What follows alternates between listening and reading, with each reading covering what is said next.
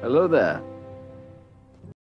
Petite Stark et petit Tully sans oublier les grands frais, comment allez-vous? Et dire que l'acteur de Bran lui-même pense que la fin de Game of Thrones est une blague, c'est peu dire. Bref, revenons sur le personnage de Bran Stark et sur 10 choses que vous ne savez pas sur lui, et c'est juste après ça, et n'oublie pas de me laisser un avis dans la zone commentaire, let's go!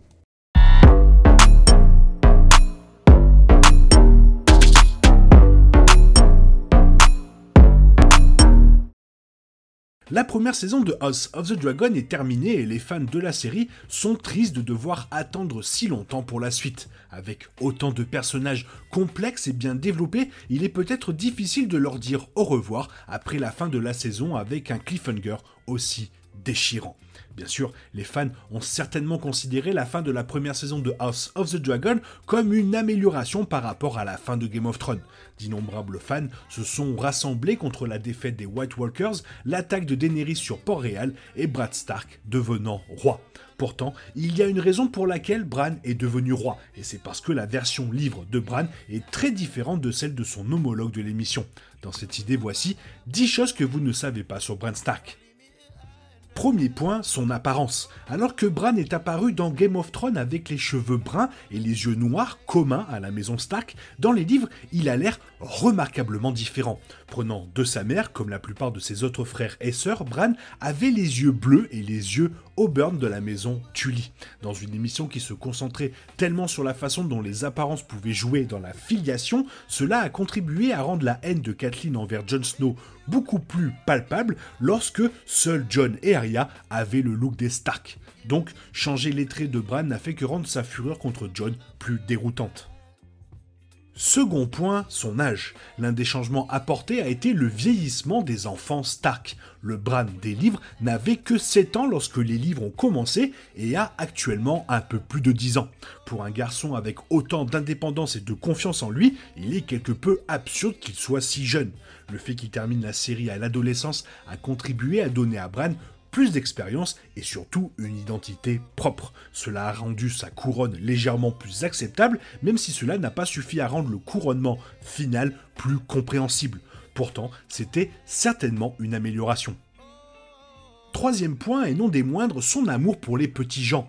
Bien que Bran n'ait jamais été carrément malveillant envers les petits gens de la série, il était incroyablement gentil avec eux dans les livres. Promettant souvent de tous les rembourser pour les remercier, il a souvent montré sa gentillesse chaque fois qu'il a essayé de servir en tant que seigneur juste et dévoué. Il n'y a pas beaucoup de personnes 100% honorables dans Game of Thrones, ce qui a fait de Bran une petite lumière dans l'obscurité. Malheureusement, la série n'a jamais fait passer beaucoup de temps à Bran avec les petits gens, ce qui signifie que ce côté du personnage n'a jamais été montré. En fait, il a même choisi de ne pas intervenir, même s'il savait que Daenerys brûlerait Port-Réal et donc les petits gens. Quatrième point, son amour pour ses amis. Même si Bran pouvait parfois blesser Hodor, dans les livres, il aimait toujours implicitement ses amis. En fait, lors des fêtes, il choisissait même de leur envoyer des bonbons sans aucune raison, tout en parlant souvent de son amour pour eux. Cela a fait de lui un petit garçon incroyablement gentil et a contribué à ce que les fans l'aiment.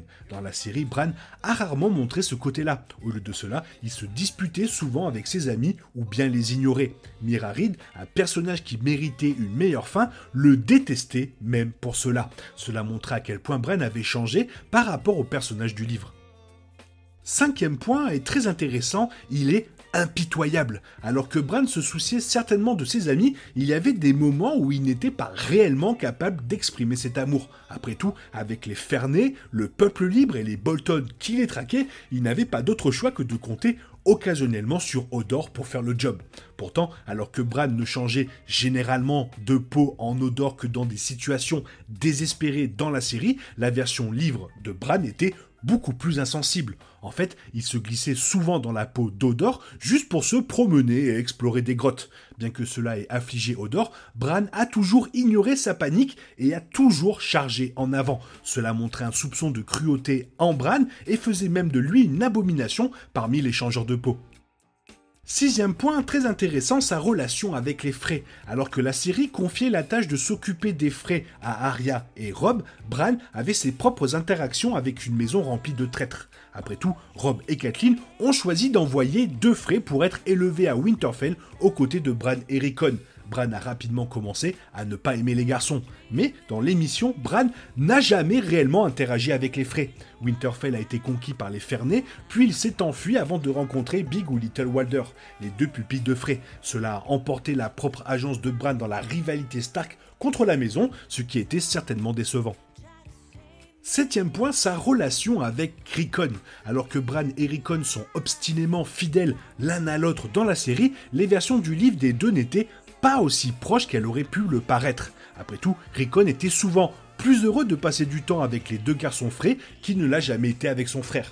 Bien que Rickon soit certainement bouleversé de quitter Bran, il était plus bouleversé par le fait que sa famille l'avait complètement abandonné et que Bran partait aussi. Rickon pourrait se résumer à un petit garçon qui ne comprenait pas et traitait avec Rickon, montrait souvent la patience et l'amour de Bran pour sa famille. Huitième point tout aussi intéressant, sa relation avec Summer. Le lien entre un Stark et son loup n'est pas plus faible que le mariage. Bran et Summer ne faisaient qu'un, et les livres montraient à quel point Summer saignait clairement dans Bran et comment Bran saignait dans Summer. Les deux étaient identiques, et le lien de Bran avec Summer l'a aidé à se connecter aux autres loups. Pourtant, la version série de Summer n'a jamais été trop présente. Comme les autres loups, Summer a souvent été mis à l'écart ou complètement oublié jusqu'à qu'il soit trop tard. Après sa mort, il a même rarement reçu des commentaires malgré la proximité de Bran avec lui. C'était un changement majeur dans la relation que Bran avait avec son loup, ce qui était doublement décevant, puisque le loup est l'une des créatures les plus cool du livre. Neuvième point, ses obligations avec Robb. Chaque Stark admirait Robb après avoir mené une campagne féroce à travers Westeros pour sauver puis venger son père. Alors qu'Arya se tournait vers lui pour trouver l'inspiration et que Sansa le considérait comme un héros, Bran considérait souvent son frère comme quelqu'un à imiter et surtout à servir. Élevé comme deuxième fils, il était de la responsabilité de Bran de bien servir son frère. Alors, quand il est devenu seigneur de Winterfell, il a essayé d'imiter Robb. Dans la série, il ne semblait pas aussi proche de Robb et cette obligation sous-jacente ne semblait pas non plus présente. Ils étaient des frères fidèles et rien d'autre, alors que la version livre du personnage comprenait très bien son rôle. Et pour finir, c'est un seigneur habile. Dans les livres, Bran est l'un des rares personnages à avoir vécu un arc où il a appris à devenir un véritable dirigeant. Avec Robb absent, il était le Stark de Winterfell et devait bien gouverner son château. Bien que ses régents l'aient aidé, il avait de grands instincts et faisait toujours ce qui était juste et ce qui était attendu. C'était l'un des nombreux traits qui faisaient de lui un excellent candidat pour devenir roi. Bien que l'émission présente une partie de sa formation, il manquait les nombreux chapitres de contexte qui montraient à quel point il s'améliorait en tant que petit seigneur. Si l'émission avait consacré plus de temps à sa formation, son ascension sur le trône aurait été beaucoup plus compréhensible. Et voilà, c'était 10 choses que tu ne savais pas sur Bran Stark. N'oublie pas de me laisser ton avis dans la zone commentaire pour le référencement de la vidéo. Et il est temps pour toi de reprendre le cours normal de ta vie. Et on se retrouve demain pour une nouvelle vidéo. Bisous bisous, bye bye.